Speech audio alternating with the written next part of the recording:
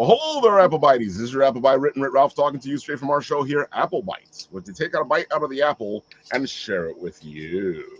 That's right. We are getting ready to head off to Garden State ComicFest. And, of course, we got to have some fun and talk and geek out and bring you a bunch of things that you probably haven't seen, at least in a while. Oh, my God. I got to say, folks, it's been a busy summer. First technical difficulty we get going on now. What happened? Did we lose something? Yeah, you blanked out there for a second, Raphael. You're back now, it looks like. Oh, that is not a good thing. Well, I forget that we have the bad storms over here. And if I disappear, keep going. Because for a second there, Paul, I thought you were going to say he lost his sigh. Oh, I can get it back. I can get it back. Raphael. Yes. Oh, my God. Come sit by me, Raphael. Exactly. Come sit by me. So, George, you are like on fire. You know, I see you everywhere. You even got a podcast after this. Oh, yes, I do, man. I'm trying to promote the latest Kickstarter that I have going on, and I got to thank a lot of you guys. You guys have all supported, so thank you very much. I really appreciate the support, the love. You know, it's hard to do this, as you guys know, and it's good to have a tribe to help you kind of like, you know, keep going. So thank you very much. It's always good to support your peers. Yeah, man. Yeah, I like the title and I like the catchphrase because, you know, when you got to, fit in, sometimes you just got to be yourself. You know, I told Ryan. I told him when we brought this title up. I said I am going to keep messing with this. It's too easy. It's a great title. Too easy. Thank you, guys. Yeah. The shameless plug. Sometimes to fit in, you have to be yourself. Like that's amen. As simple as it gets, man. Simple, especially for us who grew up, you know, loving comics and doing this kind of stuff. For a lot of our lives, this wasn't cool, right? Not until now, where everybody's like watching, you know, comic movies and stuff like that. But back in the days when we were watching them, it wasn't necessarily cool to do it. So, you know, but we were. It definitely wasn't cool for us to do this. It looks like Luke Bond is in the comment section. We love you. Good to see you, honey. You're awesome. Love you. Ever since I got assaulted by Wonder Duck at New York City Comic Con, I've been like a Get Your Meds fan and sign up for Jorge all the time now. So I love issue 1. It's awesome. I can't wait for issue 2. So, dude, that was excellent. I love the fact that you had somebody so pumped that they came in a Wonder Duck suit to a New York Comic Con. That's crazy. That guy, I love that guy. Man. He's amazing. He surprised me, and it was amazing, dude. It was great. It was great. Dude, have you been surprised by other people doing things with that was the first. That was the first to see Wonder Duck walking around the convention at New York Comic Con was just incredible. So, yeah, and Paul, I apologize for the assault, but you know, it's okay. He gets carried away. I had to meet you somehow, Jorge. So don't worry about it. We're good. Made an impression. Yeah. Well, exactly. Impressions are everything in this business. That's it, man. So tell the people, you know, I know this. Everybody should know already out there about this because we talk about this all the time. But tell the people who the Shameless Plug is, what the story is. Give them the spiel. So Joaquin is a 9-year-old boy who kind of moves into a new school, doesn't know anybody, doesn't really quite fit in, and so he uses his imagination to do so, and he creates an imaginary friend named Pana, who is the Shameless Plug. And basically kind of helps him navigate through this new world of new kids, you know, making friends. And how does he do it? But by just being who he is. And that is basically the story, you know, told. And I know you guys, some of you supported the first Kickstarter. That was for the first chapter of the book. This Kickstarter is for the entire graphic novel, which is 140 pages. So you're getting the entire story in this Kickstarter. And I did something different for this one. A lot of us have websites. So what I did was I used my website to do some pre-orders. So a lot of people pre-ordered the book on my website. And so I used the Kickstarter just for people who maybe weren't sure who the hell I was and didn't want to just throw money into a website. They had no idea who I was. So that's why I did the Kickstarter. And, you know, I've had some, I mean, obviously it was funded. and I can't wait to get this out to you guys. The book should be out to you guys by August. Yeah, I'm excited about it, man. I don't know what to say. I gotta wait till August to read this. It's too long, man. I want it now. Well, the book is done, so you will be getting the PDF version of it. But if you ordered the physical, it's coming. It's coming. Yeah, I'm physical media like #1, so Yeah, I gotta wait a minute, but I'll live. you. I'll get a PDF. It's cool. I was just sweating all right. it big time. I didn't realize what pledge True, level I thank went you. at. So, man, I'm okay. I'm good. I just double checked my pledge. I'm good. Okay, Double cool, check awesome. that pledge, man. I gotta say, George, I am amazed because we have this whole industry, and I feel like the industry completely has forgotten about kids. Mm. You have so few books now that kids can also read. Now, I'm not even gonna say directed at kids because we grew up with comics that anybody could read. And I feel like the whole industry has decided now that they're gonna make comics and they're gonna throw the kids out, and I'm like, that doesn't make any sense. Yeah. So yeah. how are you able to do this though? Because these books are fantastic. They're not just kids books; they're everybody books. Yeah, I'm listen, man. I got that Peter Pan syndrome, bro. I don't want to grow up, and I think that my writing reflects that a little bit. I want to write for like a younger audience because listen, the Shameless Plug is semi-autobiographical. At 7 years old, I moved to the United States. I came from Ecuador. I didn't speak English. I didn't quite fit in, but I started reading comics, dude, and comics helped my vocabulary crazy. Like I learned how to speak English reading these comics, and so I was like, you know what, man, that's what I want to do. I want to continue to write for a younger audience to hopefully do the same thing. Where like if kids are struggling with reading, they don't want to read because it's boring. Pick up a comic, read a comic book, and I know, Paul, to a certain extent, you're doing that on your end as far also with your stuff, right? Mm-hmm. And so, and even you, Ralph, with the book you have coming out. And I think it's important, man. It's important because we're aging out, and eventually, we're going to need people to read these comics. And so, bring on the kids. You're right, George. That's exactly what I did with Hugbird. I decided that I was going to write a book where adults can read this, but kids can really have fun with it. Mm-hmm. Right. Yeah. Absolutely, man. So that's been the whole thing. That's been the whole plan. I can't help it. I'm kind of stuck in this whole rut of Pixar where it's like, it's made for kids, but adults can like it too. So yeah, Toy Story 5's coming out. So I know. Oh, that's right. That's right. Yeah, there's it came out this weekend. If you haven't seen Toy Story 5, since you brought it up, 2 thumbs up. Go check it out. Good. Amazing story. I loved it. I didn't even know it was already out. Yeah, it came out last weekend. Oh, See, everything's coming out like in 2 minutes of each other. Toy Story's out now. Supergirl, which is 45 years in the making, comes out Friday. So it's like, bro, like all this stuff is just happening 2 minutes every time. I'm like, what the heck is going on? Where's the time gone? Yeah, before you know it, Spider-Man will be here. Yeah, Spider-Man. Yeah. Right? Well, this is a busy summer, man. Dude, it's like a busy summer for comic book fans everywhere. Yeah. Everywhere. all forms of media, indie, there's that too. mainstream. Comic books are Big everywhere. The books are everywhere. The indie publishers are everywhere. They're It was everywhere. like 100,000 cons, 100,000 movies. Yeah, it's funny. It's funny you mentioned the one coming up this weekend. You said it was Garden Comic Fest? Is that it? Yeah, Garden State ComicFest. Okay, so the funny thing is, my sister from another mister, Christy, also known as Snips and Co _ on Instagram, # promote your friends, # give her a follow right now. She's going to be tabling this weekend at that same event, Raphael. Oh, I got to go and say hi. So go and say hi to my very good friend Christy, who runs Snips and Co _ She she puts together these canvases. She stitches them together. It's incredible, and she does a ton of Star Wars, a ton of Avatar: Last Airbender. She does DC, Marvel, like anything your nerdy heart desires.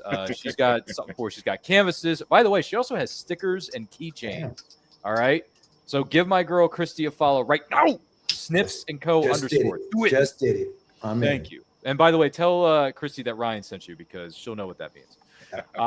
Because she's been on my podcast a couple of times in the past, and she's a hardcore Star Wars fan like yours truly. So we can geek out, brother. Yeah, on Star Wars any time of day. Ryan sent me. Yeah, exactly. Yeah. So she's tabling this weekend, so make sure you guys pay her a visit, man, because she's got. And she's located 88 according to the website. I'm yes. looking at it right now. Yes. She's an artist alley then, right? Yep. Mhm. She's an artiste. Yeah, she's an artiste. So yeah, give her a follow, check her out, treat yourself to some canvases. She's got stickers. She's got what else? She's got keychains. She's got mugs, all kinds of nerdy treasures that your heart's gonna love.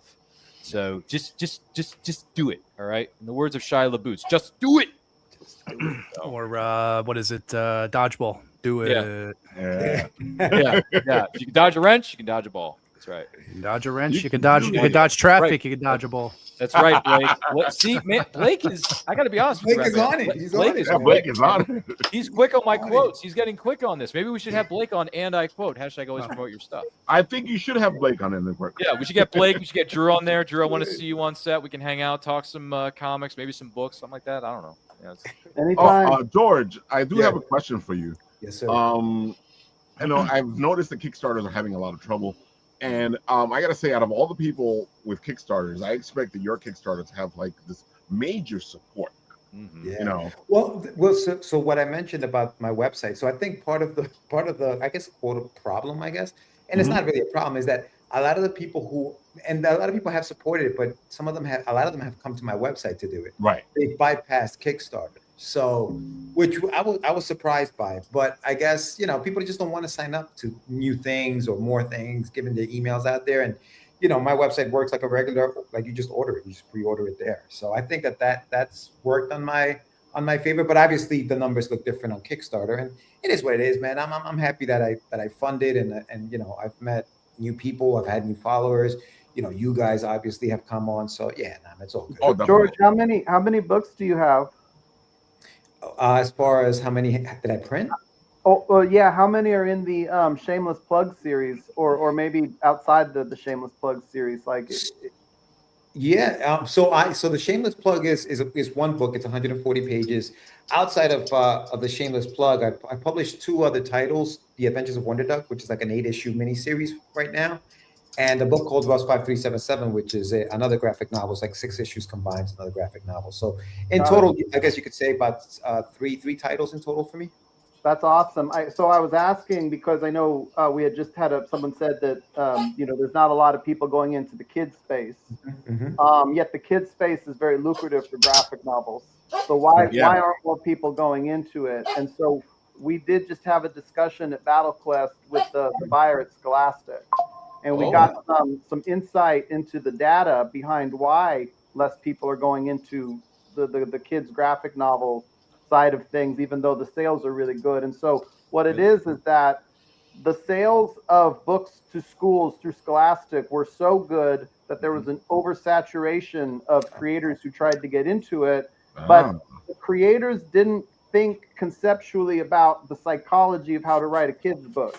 And so the trick behind it, so we were told, was that, and I'm talking about this because I'm passionate, because I learned it. I'm just like this. But they basically said that most people went into it, and if they wanted 8-year-olds to buy it, they wrote it for 8-year-olds instead of a 12-year-old. Or if they wanted a 12-year-old to buy it, so what happened was so many people entered the space without understanding that component, and it kept the people who dominated that space retained their position in that space, and the newbies didn't get the break-in that they wanted. And so it led a lot of publishers to just not seek that territory for sales. But I think you should try to get Shameless Plug in front of Scholastic some way. I don't know if that's a consultation call or what it is, but I would definitely try to explore taking that to the highest level that you can, because they can get this into schools for you. And this looks like a great comic.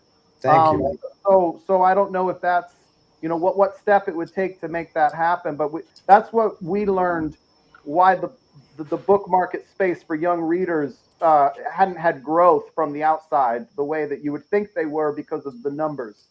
Yeah, you know what? It's funny. I was having a conversation with somebody about target audiences, and I think that it's so true when you're writing for kids, the target audience, and how important it is. Yeah. Everything I feel has a rating, right? When you look at video games, and for mature. Or like when you go into a movie, rated G, rated PG, rated PG-13, and all those things matter. So even when people come to my table and ask me about Wonder Duck, yes, it's for kids, but what age group specifically? And I tell them it's ages 10 and up. And I say that because when you open up like the Wonder Duck book, maybe there's just too many words on a page for a kid who's 8 or 7 or 6. Right. And they may just say, man, that's too much reading. I can't, Mom. I can't, Dad. I'm not going to read this. And the parent then says, yeah, it's not for him. But that's why I give it a rating of like 10 and up. Because a 10-year-old maybe wants to be challenged by more words on a page. It's funny you say that because, part of the thing I had with the episode 1 of the video game coming out was it was meant to be for older kids. I'm going to say like 8 to 10 and above. Okay.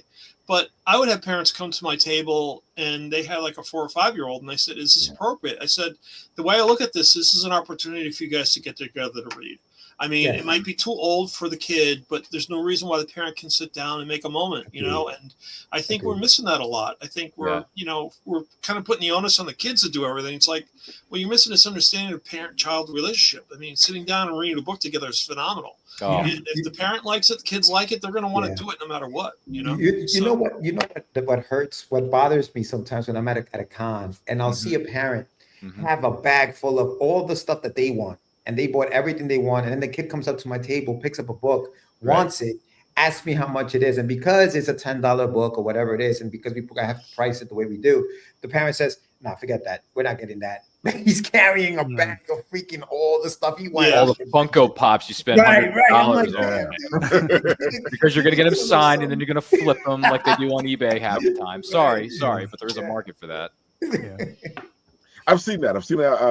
And it's the funniest thing, like to see like a parent has all this stuff and the kid just wants like a $10 thing, and they've just spent like $50 on something, and they're like, no, that's too expensive. I'm like, you just spent $50.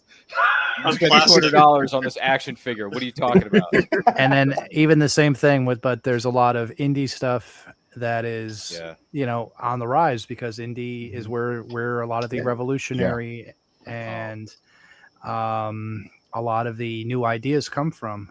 So, and that's where people take risks is independent, and it might be building for the next generation as well as the current generation.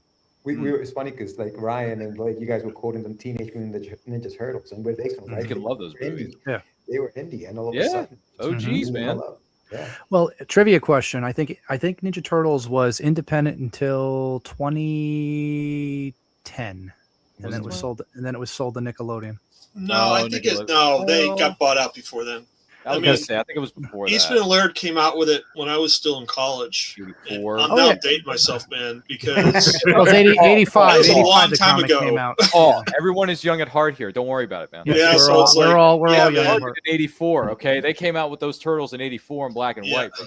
Yeah. Yes, and I was born in 84. So, oh my God, stop making me feel so freaking old, man. I was born No. It's funny. It's funny though, George, because I saw this. This is a minute observation that I noticed on social media today.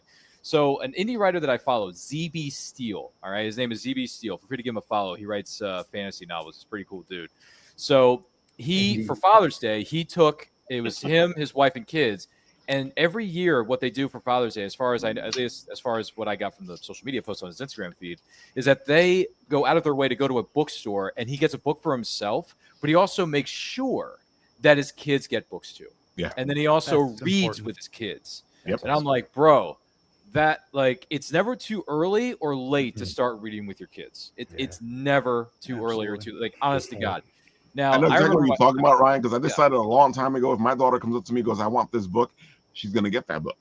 Yeah. Well, I was begging my parents to get me all the books. Speaking of Scholastic, anyone remember Scholastic book fairs? Oh, we love Scholastic. Yeah, yes, son. Those were the days, Paul. I'm telling you. Oh, I love that fair. Dude, I would run home with those catalogs and mark down all 50 books I wanted my parents to buy. And the funny thing was, I didn't actually physically read any of the books. I got them because I liked the cover.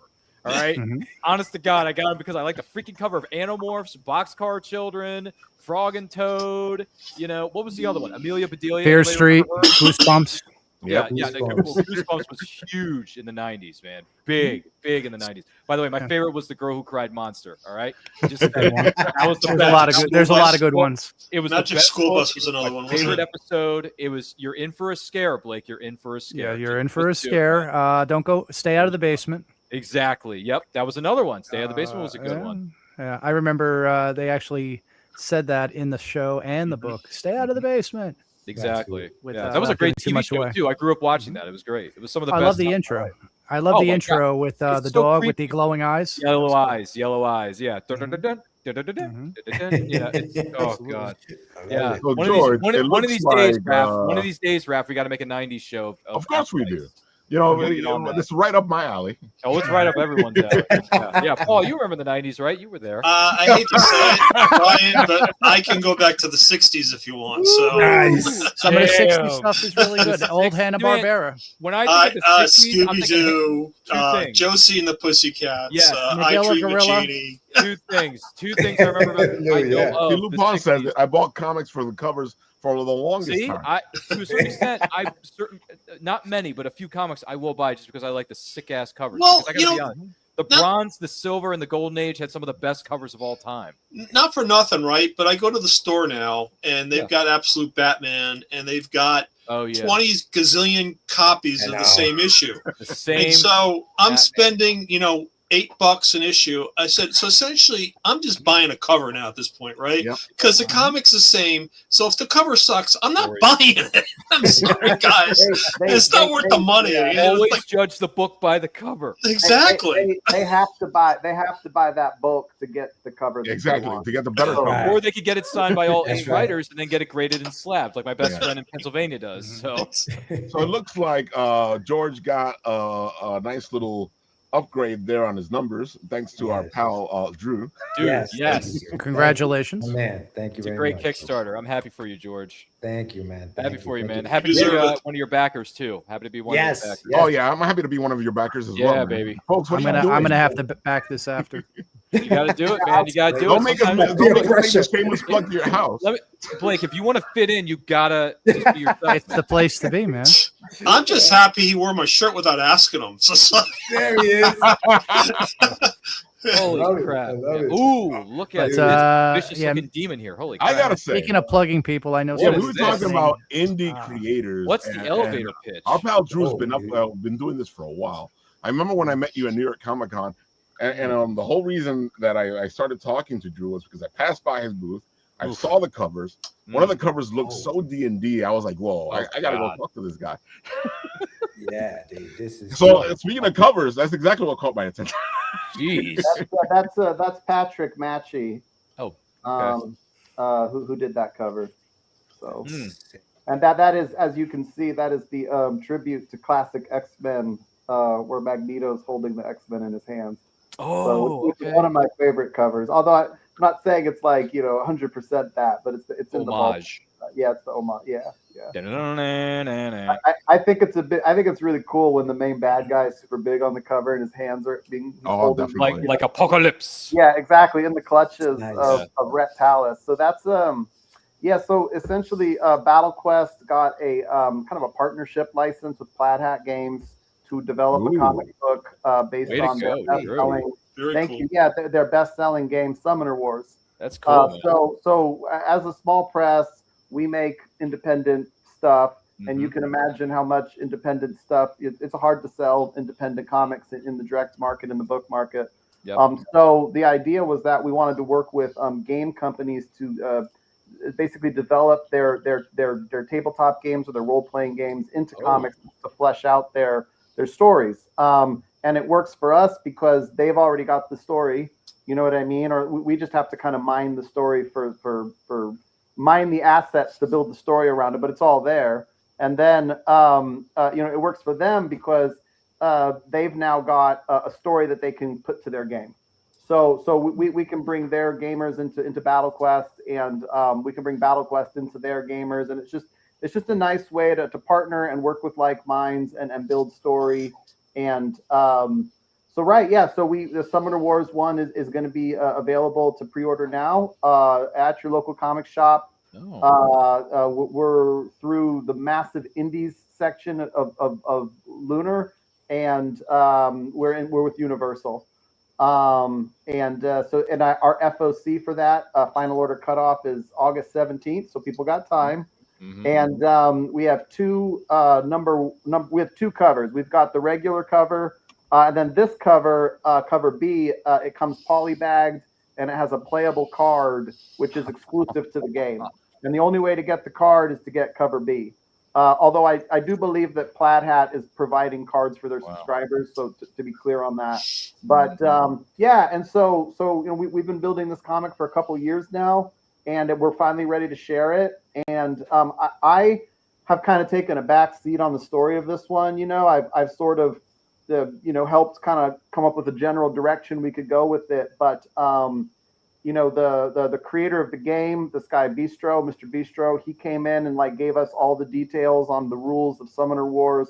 Our editor became kind of a scripter, Justin Zimmerman, and he was able to take the outline we had and really nail down beat by beat a story moments in the script. And then we hired Paul Cornell, who writes Doctor Who. And he came in and did the dialogue, or he was a Doctor Who writer, wrote a couple episodes of Doctor Who. And I'll say this much for sure: when they say who's more important, the artist or the writer, I always used to say, well, it's the artist. But working with Paul Cornell, I'm like, wait a minute, if you get a good writer, a good writer goes a long ways. But obviously, I'm joking. But and so the basic plot of Summoner Wars is you've got these different fractions. Mm-hmm. And each fraction has its own summoner stone. And so you've got the knights, you got the lizard people, you got the birds in the trees, warriors, you've got the shadow elves and the fire dwarves or whatever. And they're all you can play them against one another on the game, on the tabletop. Oh, that was one of our social media posts for the back rooms. But there we go. Yeah. Yeah, but you can find BattleQuest in the back room. But nice. So for the game, you play it with the tabletop, you play it with dice, you play it with a card. You can also play the game online. Play it with dice and cards. Yeah, you can go online and you can play Summoner Wars. It's a terrific game, and at the end of the day, and this is just me, it's a terrific story. The world of Summoner Wars is a terrific story, and I. It's just flowed out so naturally, this alliance of these warring fractions to stop the evil Rhett Talus and his minions, and there's, even though they're all at war, there's a real clear definition between who would the audience root for and who should they not root for in this story, who's promising the higher quality of life, if you will. And so that's pretty much we sell one comic book a month. We've actually been out of direct market distribution for about a year because of the Diamond collapse. So we're back. And this is our first comic. And I actually think this is the first podcast I've gone on to talk about it since it's been for sale. Look at you. You came to the big time. Yeah. Hanging out with Raphael. A Hoseki Seiko bat. Yeah. Tell me, you didn't pay money for this. Well, no place I'd rather be. So Drew, you're in the right place. I gotta say, I'm so happy to hear. Yeah, congrats. A lot of the stuff we've already we talked about over the years on where you wanted to be, and I'm happy you're actually going in the direction that that we've discussed. World champ, Drew. Yeah, that's awesome. The champ is here, man. The champ is here. Good job. Yes, no, totally. And I mean, I did Comic Cons for 7 years. I developed my own indie comics for 10, 12 years, and so it was cool to get a license and partner with the game company, and we hope to partner with more game companies and build more comics on their stuff. I like the name too, Battlequest. Yeah, Battlequest, right? You know what you're getting into when you get a Battlequest comic. So it looks really awesome, Drew. It really does. It really does. Hypothetically, congratulations. If you need a movie trailer announcer guy, just give me a call. I'll do it for free. Actually, I was thinking that just when you were talking, when we got on the call, I was like, wait a minute. I was like, the movie announcer voice. I could do it. I could do it. I could need a voice actor audition for you too. I actually think the voiceover stuff is coming. So I just found out that it's so important to have a trailer when you're in the bookmark. It is. because Amazon will auto-populate your product page Yep. with someone else's trailer if you're not careful. Oh So- yeah, Trailers sell, man. Yeah, so the next thing you know, like you'll have someone else's book's trailer on your product page algorithmically through Amazon if you're not careful. And The quest Yeah. of supremacy begins. It's not what I'm paying you for, Jeff. Yeah. Stop it. Yeah, but in all honesty, Drew, give us a call if you need us, man. We're here. yeah, definitely. Yeah, right You know on. what, we'll be there for you. Text me up, man. I've been wanting to do voiceover for years and years and years. All I need is a opportunity, a window. So give us a holler. I really feel at this point in time, like, does anybody just take their comics and make really high quality motion like YouTube movies out of them? I've seen a couple of those. I mean, there's been a few far between, but yeah, there's been a few. There's been some. Yeah. I don't think a lot of people do it, but there's people that have been It's a doing huge it. undertaking. Yeah. It's a huge undertaking. I know You gotta- from End of Zed, he did a beautiful job with his doing like a trailer for his book, showing off his character. It was excellent. It was a motion comic. Yeah, Ed is great with that. Yeah, Ed is fantastic. Yeah. I just think like with what's going on right now with the YouTube creator, like it just seems like it's a logical place for comic creators to go. Mhm. Exactly. That's George. You don't have to even do the whole comic, right? But you could just do like 5 60-second adventures of your and just enough to breathe life into it and Just have fun with it. Yeah, stretch them out over 6 weeks or something, and yeah, exactly, have fun with it. So have fun with it. Yeah, always leave the people wanting more. That's one of the key things of marketing. I like what you've done here, like what we're showing here. I mean, this stuff here looks pretty cool. Oh yeah, definitely. I was just thinking the same thing. It's like holding the power in my hands. Yeah, that's our editor, Justin Zimmerman of Bricker Down Productions. He's the editor of the comic. He helps us with some of the scripting, and I like it.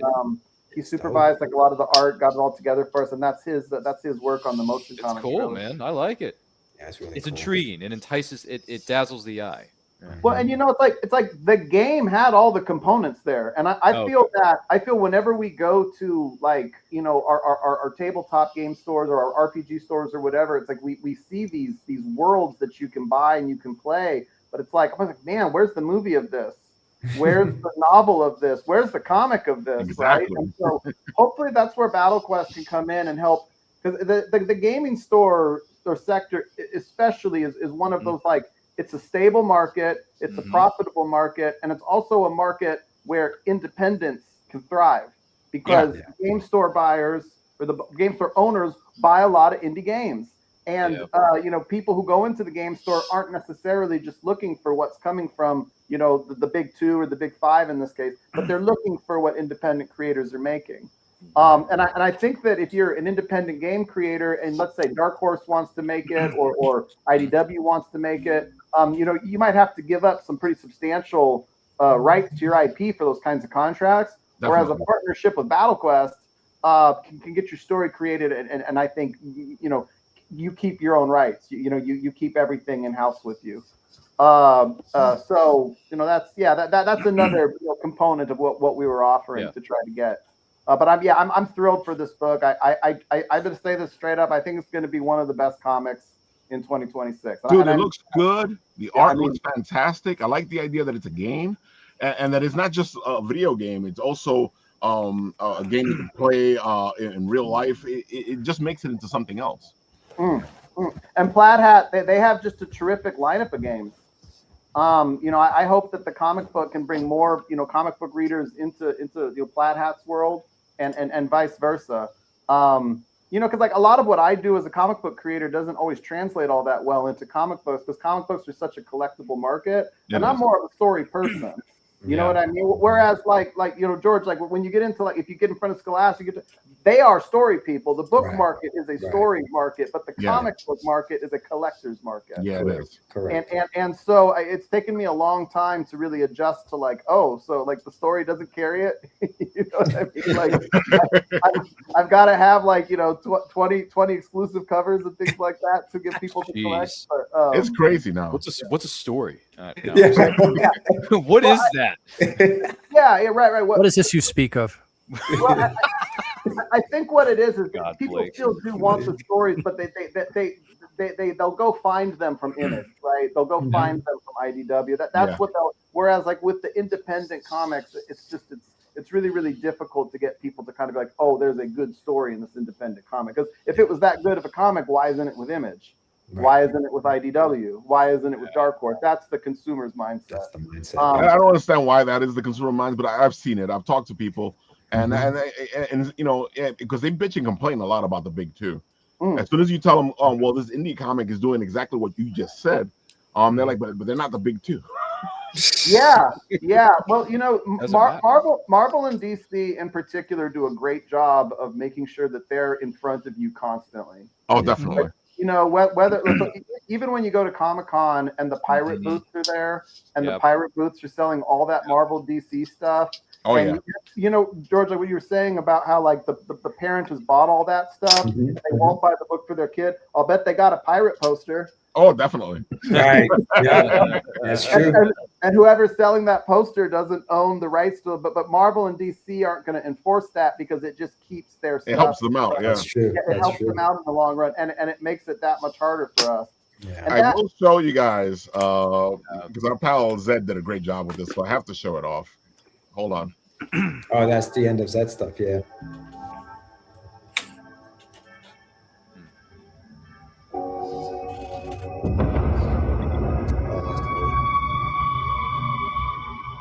Oh, that's awesome. Yeah.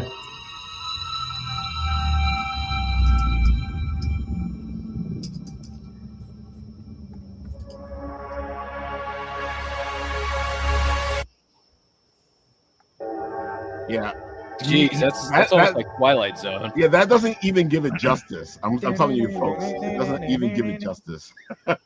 You're about to enter another dimension. Oh my God! Like he has a longer one that is just amazing. That's like a snippet of it. But you saw he has the long one on the website. Go check it out. And if you guys want a great book, End of Zed is a great book. Yeah, and I actually got the script for the rest of the stuff that he's working on. And you guys want to get in on End of Zed now. It's really good. It really is good. Yeah. And dude, that's why you know, Drew, you're right, because I don't understand that frame of mind where, you know, you want this story, you want this, you want that, but you won't, like, if I tell you this indie book has it, you go like, I'm not gonna buy it because it's not Marvel, it's not DC. I don't get it. Some people, well, even the same thing. You look at stuff like the franchises that have been around for so long. They were indie or young once before. You know what I mean? Like 20, 30, 40, 50 I'm dating myself again. But go ahead, Paul. Just keep dating yourself. I remember the days when I could buy a Columbia bicycle off my comic book. You know, it's like, how much was this? Like 25 cents? Yeah. I remember when bikes used to cost a nickel. But like people are, but like some people are hungry for new comics, new IP, new media, stuff like that. New characters. That's what I want. Exactly. That's what I want to see. But to Blake's point, these big guys were even in the barrel, at the bottom of the barrel, back when I was a kid. I mean, struggling.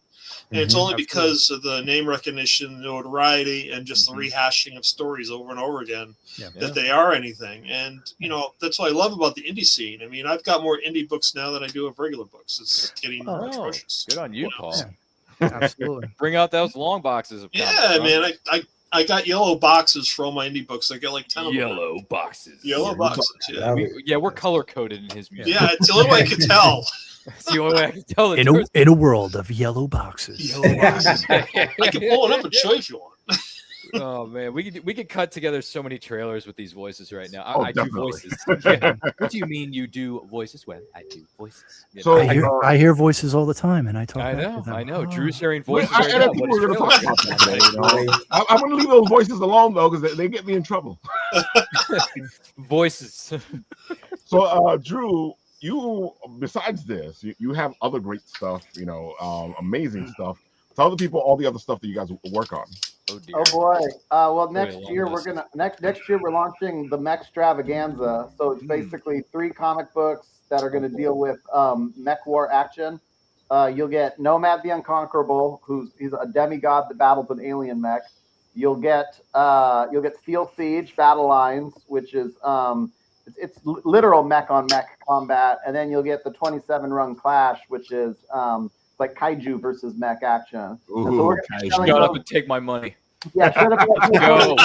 Go. But that's going to be like in the fall, and we're going to be offering terrific deals for these comics. So they're going to be bundled up. They're going to come. We're going to do everything we can to. Everything must go from the Let's go. Yeah, the Great Mech War crossover. I wish I had given you my graphics so you could share it. I'll give it to you another time. And then, and then we're going to wean into kind of a kid's book called Elitari. Which we'll have more to share on that one soon. And then 13th Age is the next game we're going to adapt to comic books. Ooh. So I think I'm actually exclusively announcing that on the Bitten Apple. There you go. Hey, this is why we come to the big time, son. Yeah. I gotta say, Drew, this like is WrestleMania right here. This is all the stuff we were talking about. You said you were going to take a step back, and then you were going to try to do more of this. A little bit of breathing. Because there's so many people out there, and then bringing them on and helping them do their stuff, which is one of the things that we want to do. We want to help people rise. Yeah. All right. Absolutely, dude. And the treadmill bucks you off. It bucks everybody off. And so one of the advantages of comic books, as much as we've been complaining, but the advantages, comic books is one of those things you can get bucked off the treadmill and it's okay. You can get right back on. You can't get bucked off the movie treadmill so much, right? That's bad. You can't get bucked off the video game treadmill. But the comic book treadmill is one that, like, your career can slow down a little bit. You can go reorganize and you can bring it all back. And, what you learned the first time, you can, will strengthen your run the next time. And, I think it's important to not get bogged down by the pressure of all the deadlines and take your time and just get your work right and see it as a process first and foremost, Great stories come in time, man. Great stories come in time, right? They really do. I hate to tell you this, Drew, but I'm begging you to let me unleash my inner Idris Elba and drop "We Are Canceling the Apocalypse." Please let me channel my inner Idris Elba so bad. Because Pac Rim is a fun movie, man. Yeah, we did a showing of Pacific Rim to promote 27 Run at the Hollywood Movie Theater. Yeah, we did a show. Dustin organized a showing of it. And I love it. I didn't like that movie when it came out, and then when I watched it a second time, I loved it. Yeah, I was like, "Oh, this is total." I totally misunderstood this film. Cool. It's a good movie. It's a good movie, and the fact that Idris Elba cancels the apocalypse, in the third act, I freaking love that because he's Idris freaking Elba. I gotta say, guys, if you haven't been on Catch the Craze, you should go be on Catch the Craze. Yeah. Book yourselves on the show, guys. Book yourselves on the show. I put the link in there. Book it. Yeah. Because I've been on that show, not once, but twice. I'm a two-time. Oh, yeah. It's a blast, man. Yeah, man. You guys all just whatever you want. Just book yourselves on there. That's the Calendly. Just third time's a charm, George. I'm going to be on there for number 3. You know why? Third time's a charm, man. I'm there. Yeah. Third time's a charm. We got to get Drew on there, too. I'm saying. Drew, you got to get on that. I'm signing up right now for July 21st. There you go. Get on it. I want to see you there, man. Let's go. Let's go, man. Yeah. Drew is a great guest, as you can see, and that's why we're going to have him back again. We're going to put him on all the shows. He's going to be everywhere. We're going to have Drew on that Catch the Craze. I just follow Battlequestcomics on Instagram. I'm looking at the website. I'm going to do that. Yeah, I followed as well, and thank you for the follow back. Yeah, absolutely. Yeah, I'm all about cross promotion. Yes, 100%. Teamwork, baby. I always on my stories, I always like to plug people I know. And Blake, you do incredible work with everybody here. Yeah, everybody here. Always happy to show cross support. Promoters. If you folks want to see some beautiful people, these people here, beautiful people, they'll promote you like crazy. Stop it! And talking to cross promotion, Blake, he's constantly promoting. Oh, dude. So Blake, tell the people what you do. Well, I right now I'm a comic creator, and nice. I've come from an entertainment industry. I've done some voice acting and stuff like that. But right now I am with issue 2 of Felandra of Heroine of Darkness. We have a great team on it. I'm the writer creator. We feature some returning people on Felandra. The elevator pitch is for issue 1 is. By day, it follows Adriana Woods. She is a journeyman mechanic in training. By night, She is the vigilante Felandra. She has to deal with the loss of her mother, as well as the rise of crime in a futuristic cyberpunk future set 70 years. Has elements of magic, tech, and an ensemble cast, including a two-tailed magical cat named Cole, which is right behind me. And also, if you notice her armor, it's influenced by Sikh culture, and she's also trained in a form of Sikh martial arts, which is a combination of stick fighting as well as the origins of Kung Fu. And it's got an homage artistic style of 90s animation as well as anime. And that's the artistic style. The team includes a variety of industry veterans as well as recent Hubert School graduates. So for issue 1, we had Eli Ramos, who's also back for issue 2 on the interior art. On issue 1, we had Keith Williams, who did the cover of issue 1 right here. That was the main cover. And then we had the limited edition variant, which I still have some copies left. Was done by a very talented artist named Ava. She's also doing the upcoming book, The Heroic Losers. Yep. Which I'm very proud of her, and I recommend you check it out on the crowdfunding. And then what's going to be exclusive to Bit and Apple TV, which I told Ralph, issue 2, we have the covers. It's actually in my hand right now. Uh-oh. This is the cover for issue 2. And it's Awesome. done by Chris Mad. Chris, I know it was Chris Mad. Yeah, that's issue 2 cover. Features Screwfly as well as a new character named Cobalt Lee and Adriana Woods, who is also Felandra on cover of issue 1. And then we have the variants. Oh boy. Which is a limited edition as well, which Ava came back and did the variant. And this is the variant. Oh, look how beautiful it is. So we are very excited. It's going to be debuting at the Garden State ComicFest on June 27th. It's, shout out to Dave and Eric and everybody down in Garden State. And thank you to everybody that's always been supportive. And with issue 2, it takes more of a deep dive into Damian Kovacs, who's a criminal leader in his organization, The Gathering, as well as a lot of different things that unfold there, as well as a deep dive into more of Adriana's bond with her extended family and a lot of different little trinkets. And we have some new characters as well. Another character is, here, let me see if I could find it for you. I'll look it up right now. Here you go. If you look up right here, you've got Little Gangsters, and which is an homage to some fairy tale dwarfs meet. Basically, that's the pitch, which is fairy tale dwarfs that meet classic gangsters. Awesome. I love it. And they're known as the Dons, and they also share each other's thoughts, and they complete each other's sentences. Okay.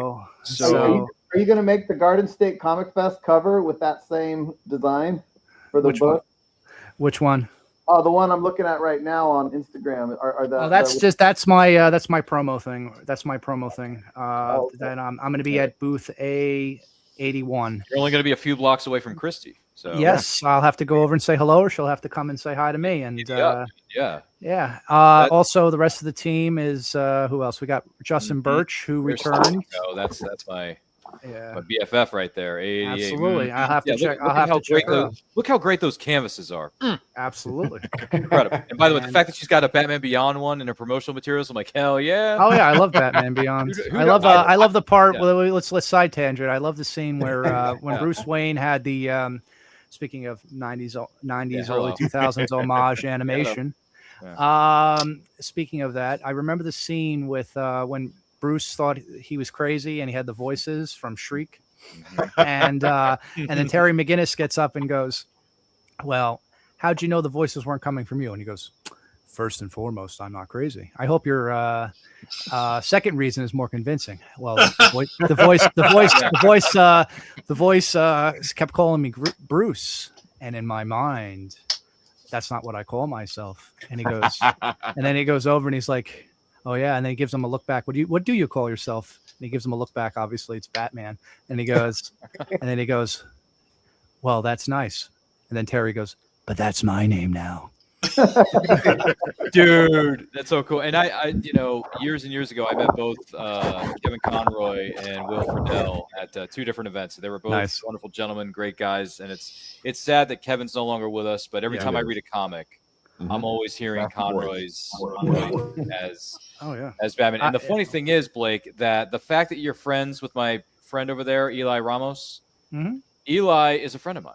So I find that hilarious. Small world. And mine is blown to bits because you're friends with one of my buddies up there in New York, New Jersey. So do you know if is he going to be with you at Garden State ComicFest?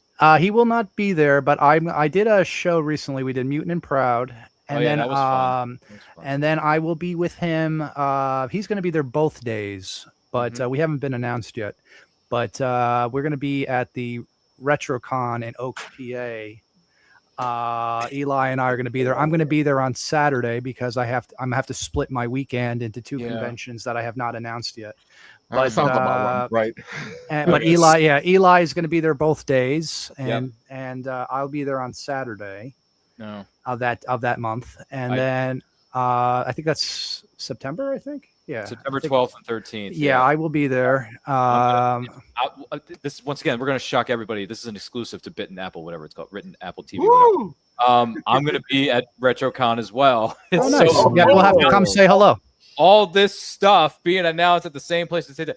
So I already took the time off, so I'm going to be there. I do have a podcast. I technically have one scheduled for that Saturday, like during the afternoon, so I probably won't make it there Saturday. I will be there Sunday 100% for sure. If my guest has an appearance that she's going to be making, it may conflict with, because she signed up months ago and she's still, getting dates together for her convention schedule and stuff like that. So if we have to reschedule with her, that's great, because then I can go to RetroCon both days, because Steve Gutenberg's only going to be there on Saturday. So, I heard they just announced them. I love the people that do RetroCon. They're awesome. Oh, dude, I've only been there once years ago, but it was so much fun. And the fact that they're getting April Curtis from Knight Rider, and they're having an official, Kit's going to be there, the flag, mobile unit mobile, the full flag, everything Knight Rider is going to be in his Manizzi in Oaks, Pennsylvania, which, funny enough, I just became a Knight Rider fan within the last few years. Oh, I love Knight Rider. I love William Daniels. It was before my time. Sorry, Paul, I'm dating myself here. But I will say this. Knight Rider as an 80s show is one of the better shows. It is. Because the theme song is banger. The car is badass. The fact that Mr. Feeney is the voice of Kent, all right? The voice of Kent. Feeney. And then you get Payday, and then you get all these cool little, episodes, how to a certain extent Knight Rider was ahead of its time, so it's such a good action-packed show, man. So yeah, they're going to have a whole display of Knight Rider merch and all this other, and I'm just thinking to myself, okay, David, Hasselhoff, this is before my time, brother, because I remember watching you on Baywatch, but that's a different story for another day. Yeah. The guests right now, I'm looking at the guest list. Dude, the guest list is insane. It's not. Oh, I know. One acquaintance of mine, Billy West, is going to be there. I love Billy. He's a sweetheart. Dude, I grew up watching him as Doug Funny. On Doug. Well, he was also Mayor McShane, and he was also Slimer in the Extreme Ghostbusters. See, that I didn't know. That I didn't know about Slimer. But here's another thing for you. Here's another fun fact about this. He's a great guy. He's really. I've met Phil Lamar before, because obviously Justice League Unlimited, John Stewart, Green Lantern, you're a badass mother effer. But I'm gonna walk up to him and say, Marvin, what do you make of all this? Man, I don't even have an opinion. An opinion? You gotta have an opinion. Anyway, anyone get that?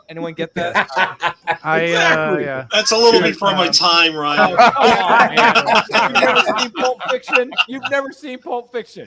Oh yeah, well he was in Pulp Fiction. Yeah, he was a kid, he was a baby in that movie. I loved him as well. Everybody loves him as GL. It was like Yummy wants you guys to reintroduce yourselves. So starting with George. Go We ahead. already did the intros. Go back and watch the replay. We'll do it. We'll go over. Well, George, go ahead. No, yeah, RetroCon is going to be a lot of fun. I look forward to seeing everybody there. By the way, everyone at this table, including you, Blake, you're already going to be there. But everyone else, you need to show the heck up at RetroCon. It's a great show. I think Now, where is RetroCon? Just so I know, because I have no idea where RetroCon is. Oaks, PA. It's at the big venue over there. I forget the name of it. It's Greater Philadelphia Expo, the Greater Philadelphia Expo Center in Oaks, Pennsylvania. Okay. Yeah. Tickets are cheap, man. Tickets are cheap to this thing. Mm-hmm.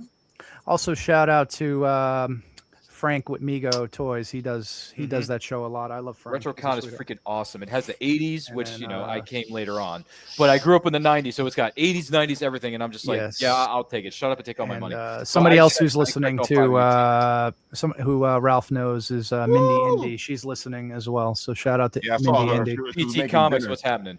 Yeah. Part-time? I didn't know you worked part-time. That's cool. Part-time comics, great guys. I wish I could love part-time comics. I wish I could work part-time. You want some rockin' comics? I can't. Yeah, give each of us a follow, and we'll follow you back. Part-time comics. Yeah, part-time comics. Get on that Instagram feed, man. All right, George. Yeah. Tell the people. Yeah, reintroduce yourself, George. Yeah, make it quick because you got to be. I'm actually gonna head out now, but which is perfect. See, Shameless plug now. You know what you're doing. You know what you're doing. So the Shameless Plug is on Kickstarter right now, guys. It's the story of a little boy who is trying to fit into a new school, new world, trying to make friends, and he realizes that the only way to do it is by creating this imaginary friend that's going to teach him that sometimes to fit in, you have to be yourself.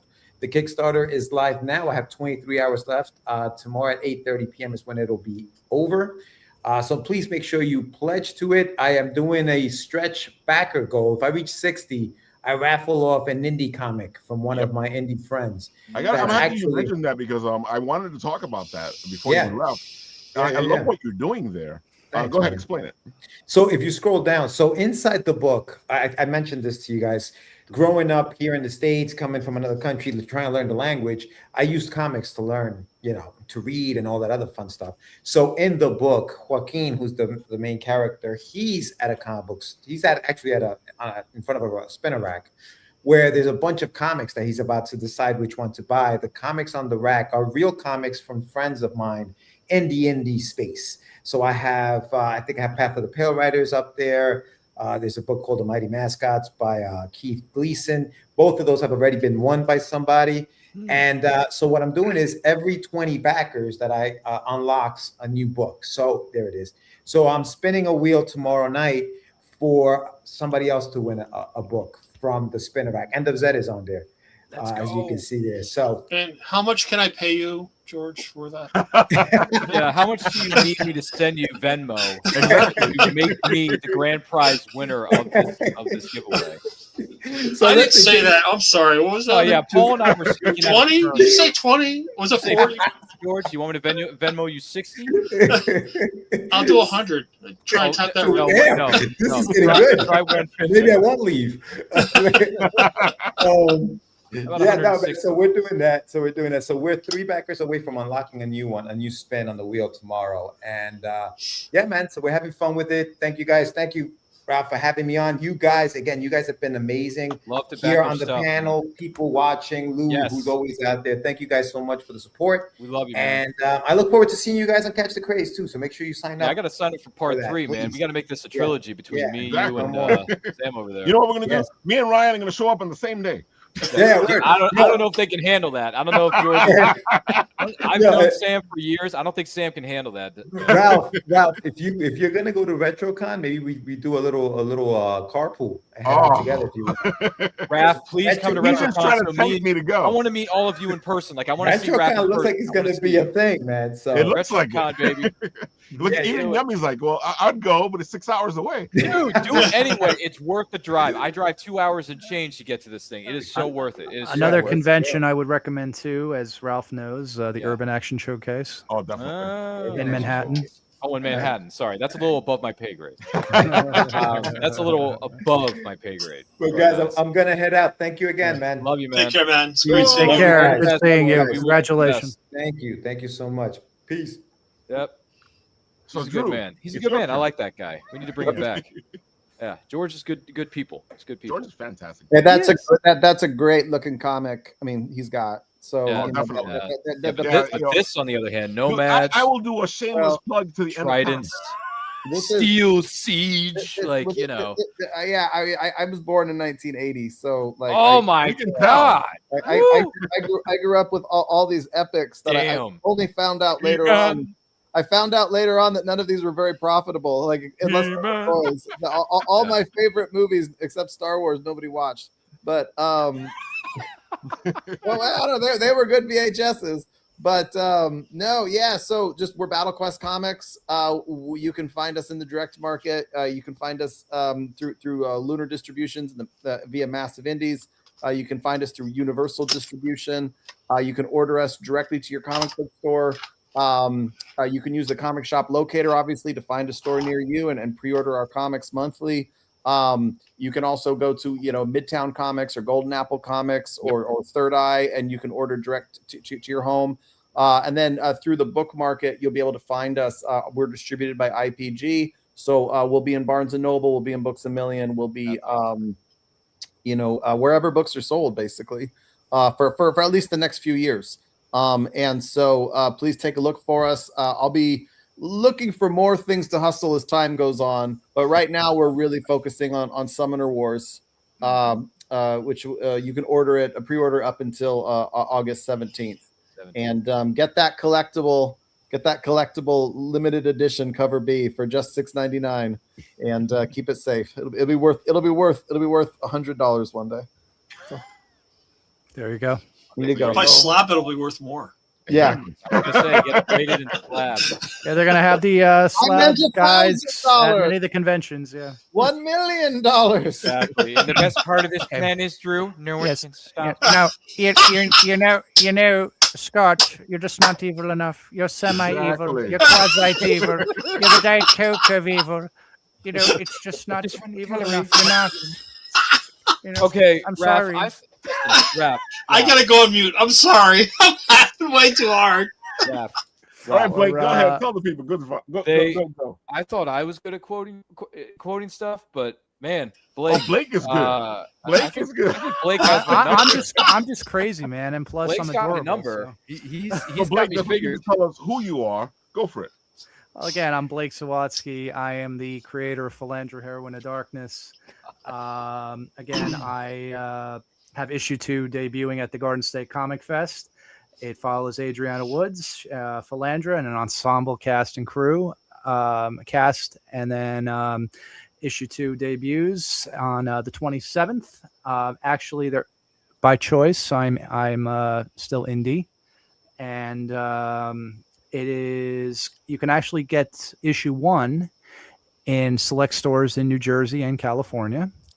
If you look on my website, BlakeZawadzki.com, shout out to a couple of the stores. Let's see, Raging Geek, Eastside Mags, Fortress of Solitude, carry it in New Jersey, in California, Blast from the Past, and the Nostalgic Comic Book Store in San Gabriel. And then we're going to be reaching out to some other people that have been reaching out to me. It's just, again, I apologize. I'm a one-man band when it comes to that kind of stuff. I don't have my secretary yet, but it's basically I'll be at the Garden State ComicFest, booth A81. It has an ensemble team by again, issue 1 and 2. Eli Ramos, the interior artist. Justin Birch is the interior letterer who has worked for Dark Horse. He's worked for Mad Cave Studio. He's done a lot of different other stuff. And the cover artist for issue 1 was Keith Williams, a friend and mentor of mine. I'm very blessed. Keith's awesome. As well as the lettering was done on the logo was done by legend Rick Parker. And the issue 2, Chris Madd did the main cover, which is going to be debuting. Whoops. And then Ava has done the variants for issue 1 and issue 2, limited edition print run. And that's revealed. Issue 2 covers have been revealed on the Bit and Apple. There you go, folks. Go check them out. And you can follow me on Blake Zawadzki on Instagram, BlakeZawadzki, and as well as follow the awesome team for Felandra. Again, if you like 90s animation and anime, if you like a lot of the homage to like the 80s and 90s popcorn movies, as well as just like a little bit of stuff that will stay with you and interesting characters and stuff like that, this is the book for you. It's an audience from teens to young adults, as well as 30s to 40s and the female demographic.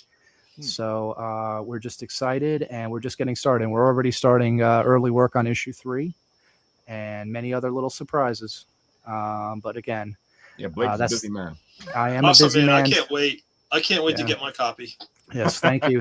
And a lot of people and do voiceover competitions with this guy. See who does better impressions, you know. Oh yeah, well I do some impressions here. Let me do another one. Let's see. God. Hold on. See, I'm going to be put to shame here. Hold on.